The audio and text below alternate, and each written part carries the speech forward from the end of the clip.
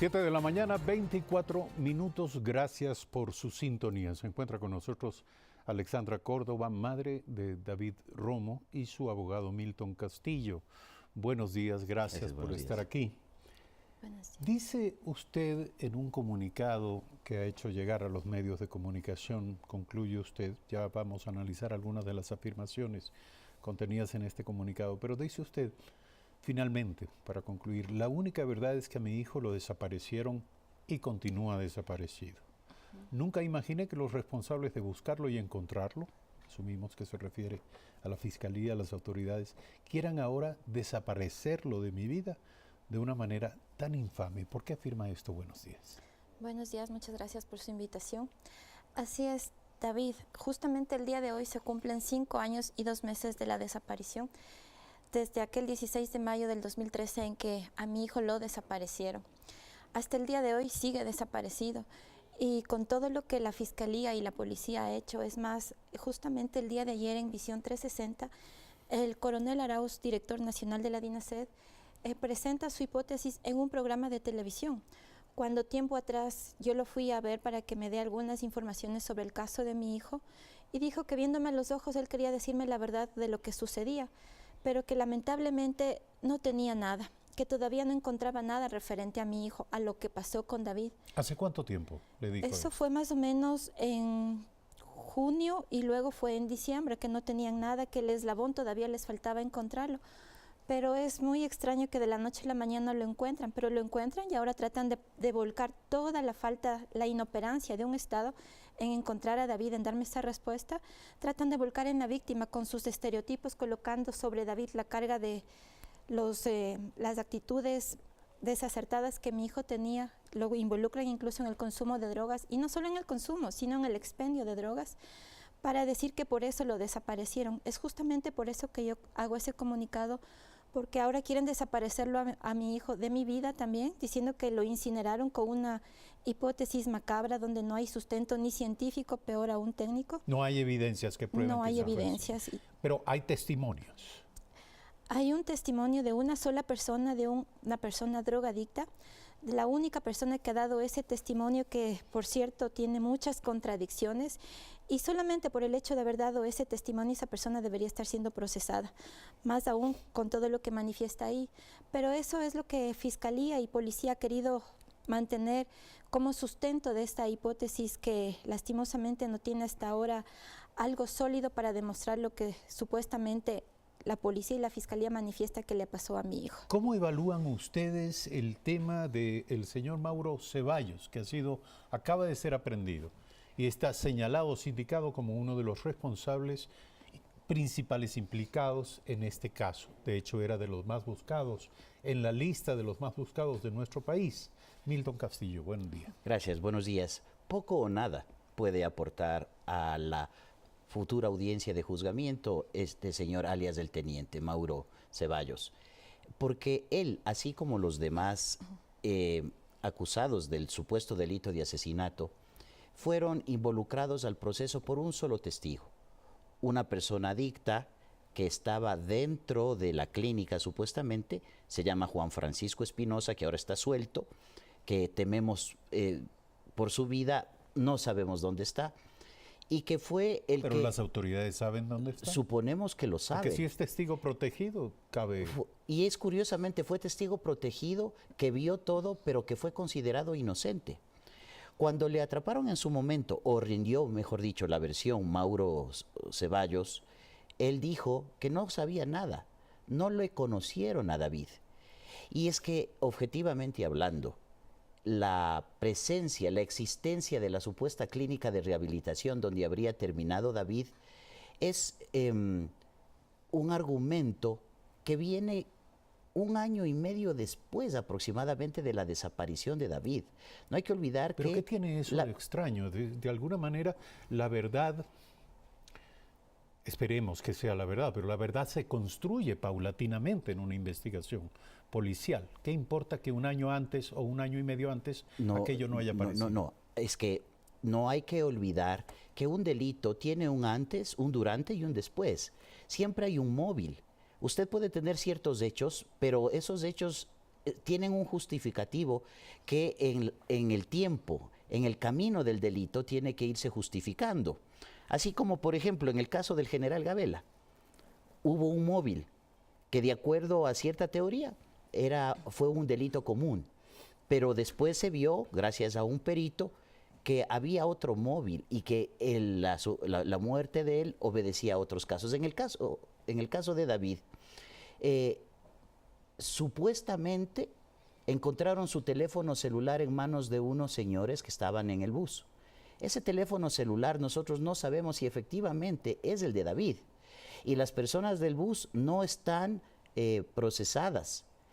Además, decir, quiero entender, ¿ustedes no le dan crédito a la versión de la policía? Nosotros, a ver, no es un tema de darle o no crédito. En el expediente usted debe encontrar indicios claros, unívocos, concordantes. Las evidencias son elementos de convicción que le permiten al fiscal sostener su teoría y el juez ser convencido por la teoría del fiscal. Y el fiscal a su vez basarse en las investigaciones que hizo la policía. Tenemos un policía allí, Jorge Padilla Moyolema se llama, que investigó desde el comienzo supuestamente. Pero él no aporta nada durante los 6 primeros meses de la investigación. Y quiero que el país sepa esto con absoluta claridad. Al dueño de la clínica, al cual le acusan ahora de asesinato, lo procesan 6 meses después de la desaparición de David. En ese juicio que le siguen por trata de personas, comparece como testigo el policía que investigaba el caso de David. En la sentencia, el tribunal recoge el testimonio de este policía y el policía dice que tenía una fuente humana que le informó que David supuestamente estuvo en mayo y le vieron dentro de la clínica. Pero posteriormente, el tribunal que sanciona el delito de trata de personas no se pronuncia sobre la desaparición de David. Solamente le sanciona por trata de personas al dueño de la clínica. Y eso es una violación de las obligaciones que el Estado tenía en el caso para decir la desaparición existe, sigas investigando. Atropellaron todo el proceso bajo comportamientos criticables y corruptos de la Fiscalía. Puntualmente, a que el policía Moyolema no investigó nada. Que después otro fiscal, Jorge Flores Moreno, declaró reservado el expediente y tenía órdenes de prisión en contra del señor Londoño que se las guardó en el expediente. Para eso declararon, Eduardo, reservado el expediente, para ocultar información. Aquí hay cosas muy graves que nosotros estamos convencidos que no lo saben. ¿Es irregular la declaratoria de reserva sobre eso? Absolutamente irregular. Fue ilegal, nosotros pedimos la nulidad del expediente por ese tema y mire, tiene una repercusión a nivel internacional esa declaratoria de reserva del expediente, porque el delito de desaparición forzada es un delito continuado que nace cuando el Estado no le da a la víctima, a las víctimas, la familia también es víctima en ese delito, una respuesta clara, contundente. No hace una investigación adecuada y viola el debido proceso y las garantías judiciales. Entonces, esa reserva supuestamente se dio para evitar que la mamá de David siga siendo mediático el tema. Entonces había que guardar reserva. No justificaron nunca que ese haya sido el motivo, sino que ocultaron información. Aquí deben ser procesados policías y fiscales. Y lo que ha sucedido es que entre ellos se han cubierto. ¿Quiénes y por qué razones? Bueno, ¿Quiénes deben ser procesados y por qué? Debe ser procesado el policía Jorge Padilla Moyolema porque no investigó de manera adecuada y ha mentido. Y el general Arauz, el jefe de la DINASED, al parecer desconoce el comportamiento de sus subalternos en la investigación. Pero si me permite, que el que un policía haya investigado durante 6 meses y no haya obtenido nada, no necesariamente le convierte en culpable de un delito. No, puede ser culpable de negligencia, puede ser culpable de no desempeñar bien sus labores, pero no necesariamente de un delito. Nosotros tenemos forma de demostrar dentro del proceso que durante los 6 primeros meses de investigación y después hasta 1 año y medio que viene una sentencia por trata de personas al dueño de la clínica, la información que había en el caso se ocultó. Y es invento del policía Padilla Moyolema la existencia de la clínica de rehabilitación donde David estaba, porque utilizan el argumento de la clínica, y eso hay que decirlo con absoluta claridad, con el único afán de desprestigiar el nombre de la víctima y hacer que la víctima parezca como culpable de su propia desaparición. Y luego, otro de los funcionarios, entre otros, porque hay varios, que debe ser investigado y procesado, es el fiscal Jorge Flores Moreno, que declaró reservado el expediente.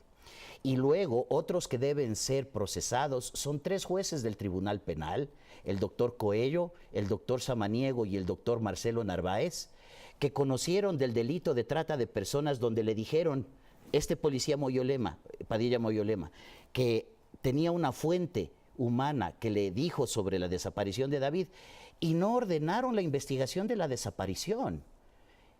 Aparte, claro está, de cuánto le mintieron.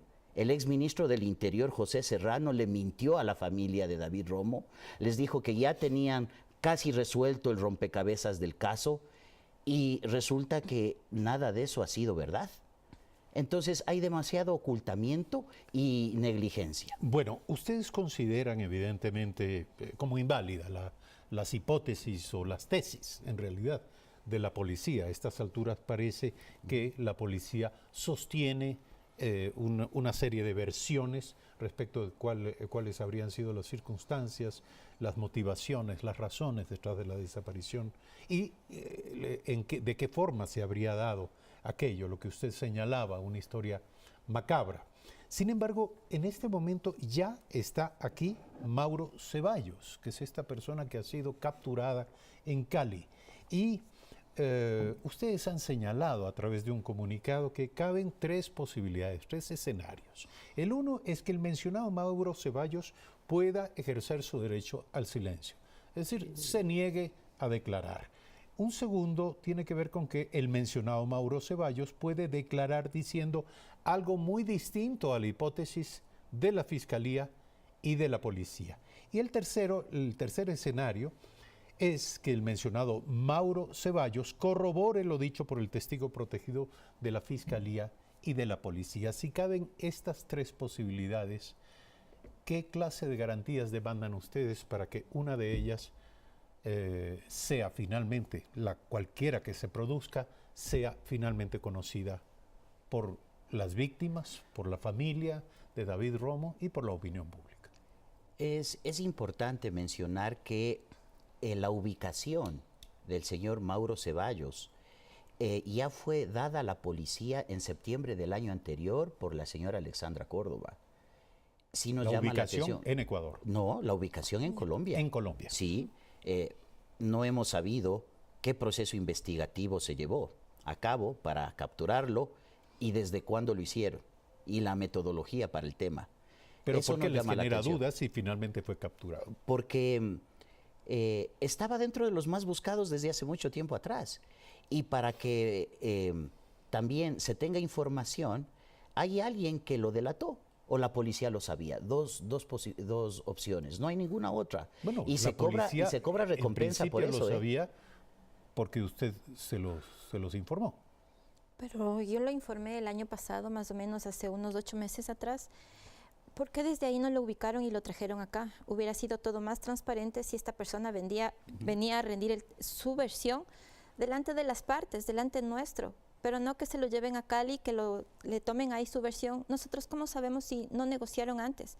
¿Qué transparente puede ser una versión si está fuera de nuestro alcance saber y constatar qué es lo que está diciendo el señor? ¿Usted cree que eso se produjo, que alguien viajó a Cali, tomó una versión, incluso pudo haber sido distorsionado el resultado de esa gestión, de ese trámite, y luego esto modificó de alguna manera el curso de la investigación? ¿Lo piensa?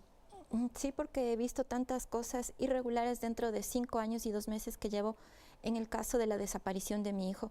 Todos esos procesos no solo se han dado en el caso de mi hijo, todo el país ha visto lo que sucede en los diferentes casos que ahora están saliendo a la luz, el caso del general Gabela, el caso del subteniente coronel y otros tantos casos que ahora que está saliendo a la luz de cómo se manejaron las investigaciones, cómo se mutilaron informes, cómo tuvieron que venir peritos del extranjero, claro, todos teniendo cuidado de que les vayan a poner droga, porque eso es lo primero que se cuidan cada una de las personas que vienen a decir su verdad, la verdad que investigaron.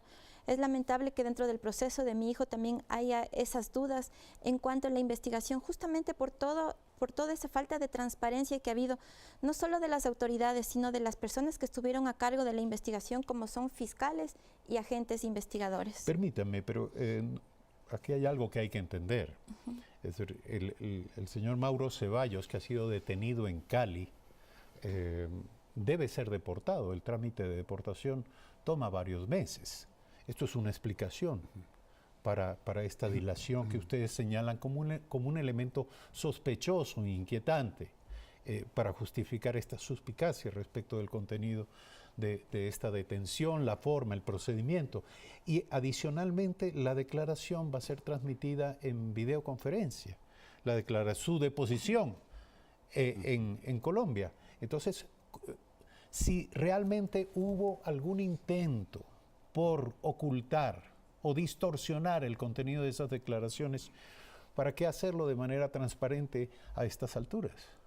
Bueno, no hay que perder de vista que con bombos y platillos ha dicho la policía que capturó al segundo más buscado. Ese solo cliché a nosotros nos hace pensar que la policía necesita decirle a la opinión pública que han capturado a uno de los presuntos asesinos de David, porque todo eso se enmarca dentro de una política del Estado que necesita dar a la justicia internacional, donde está ahora el proceso de David Romo, porque lo hemos presentado ante la Comisión Interamericana de Derechos Humanos, una respuesta. Y para la ciudadanía, varios podrán preguntarse, ¿ya tiene la señora Alexandra Córdoba una respuesta? ¿Ya van a juzgar a los supuestos asesinos de su hijo? ¿Qué más quiere? Y ese va a ser el argumento del Estado ante la Corte Interamericana. Ya hemos procesado a los asesinos de su hijo y ya el caso está cerrado. Y necesitan todo tipo de argumento para sostener esa hipótesis, Eduardo. Entonces no podemos nosotros creer que hay toda la transparencia del caso. Estos temas del timing no son gratuitos, o sea, no hay nada casual. Si hace 8 meses atrás, por lo menos, sabían del paradero de alias del teniente, resulta que a portas de la audiencia de juzgamiento, que será el 6 de agosto, y a portas del informe de la Defensoría del Pueblo, que va a verificar y ratificar todas las denuncias que doña Alexandra Córdoba ha denunciado en estos 5 años de la desaparición de su hijo, permitirá que una institución pública, al fin, una autoridad pública, pueda decir la verdad de manera independiente al Poder Ejecutivo, porque la Defensoría del Pueblo en su momento no hizo nada. Hoy recién la Defensoría del Pueblo, y agradecemos eso, se va a pronunciar sobre las violaciones al debido proceso. Y hemos estado en contacto con el fiscal general y se va nuevamente a investigar todo lo que no se investigó.